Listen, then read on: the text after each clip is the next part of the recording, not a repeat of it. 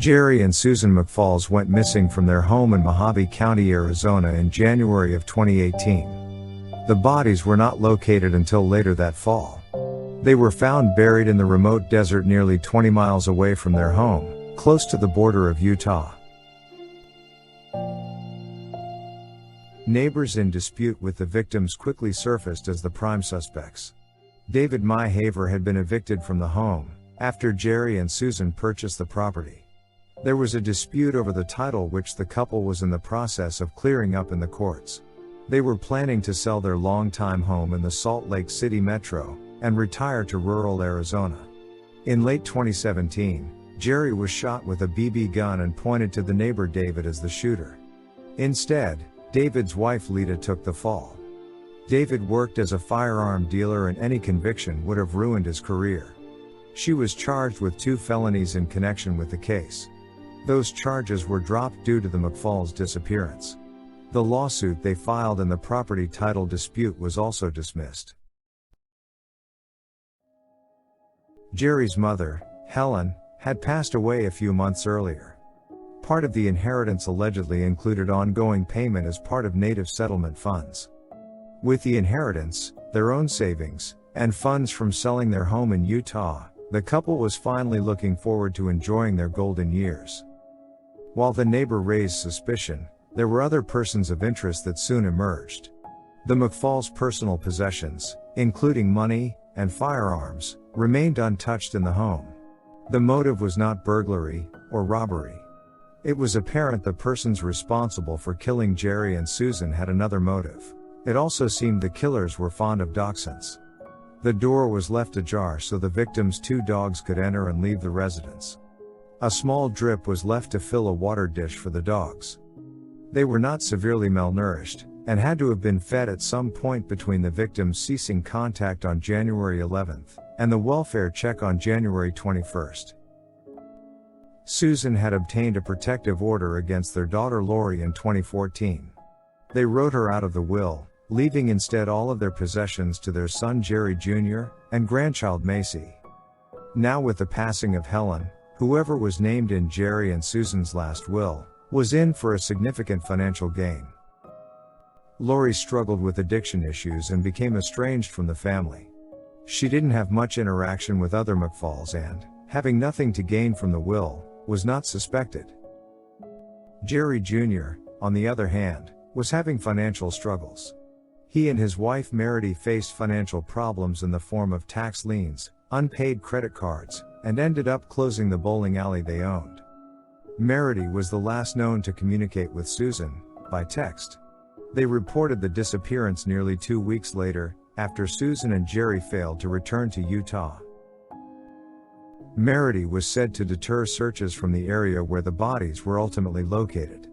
She claims it is because she thought it was a waste of time being such an obvious spot, not far from the highway. Some searchers claim they were told by her that the area had already been thoroughly searched. Another inconsistency was noted when neighbors alerted about a silver SUV seen at the home around the time they went missing. Meredy later claimed she believed the vehicle in question was a sedan, not an SUV as originally stated. Meredy McFalls says from the outset, everyone was looking for a silver sedan, not an SUV. And she says it was a waste of time to be searching near the freeway where the bodies were eventually found, because that was just too public of an area. Now, we do have one neighbor that lives a few houses down that swears that mom and dad were seen in a silver or gray SUV crossover type vehicle. Apparently there's a few stories, so days to the beginning of January, sometime they were seen in this other vehicle. Family members have claimed there was a dispute between Meredy and her husband's parents, in which they planned to remove Jerry Jr. from their will. They believe that help was hired to kill the victims. The mysterious SUV was alleged to be owned by Zach Jepson. He managed the McFalls bowling alley until it closed, and had worked for Meredy for almost 15 years. The vehicle had distinctive features which made for easy identification. Interestingly, the Google Street view of Jepson's home, which revealed the SUV, was removed. This is a process sometimes undertaken by law enforcement as part of an investigation. Even more troubling questions came about during a Facebook Live broadcast, in which Meredy, Jerry Jr., and their longtime friend, Alex Choquette, visit a memorial at the site where the bodies were located. They begin by mocking their native heritage, seemingly unaware they are broadcasting. Alex is related. I am down. Alex is down. You are down.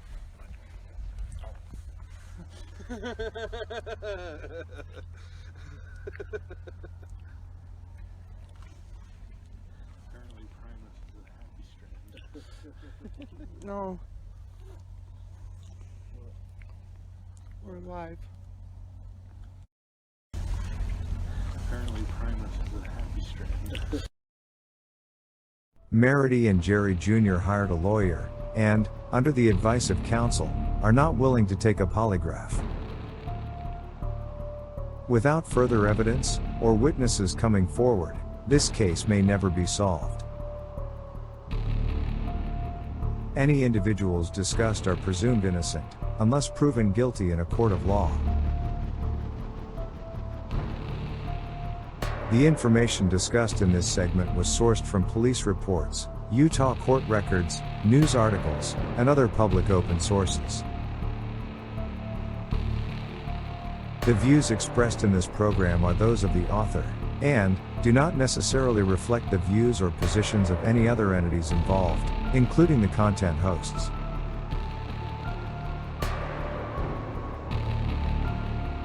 If you have any information about the murder of Jerry and Susan McFalls, please call the Mojave County Sheriff's Office or Mojave Silent Witness.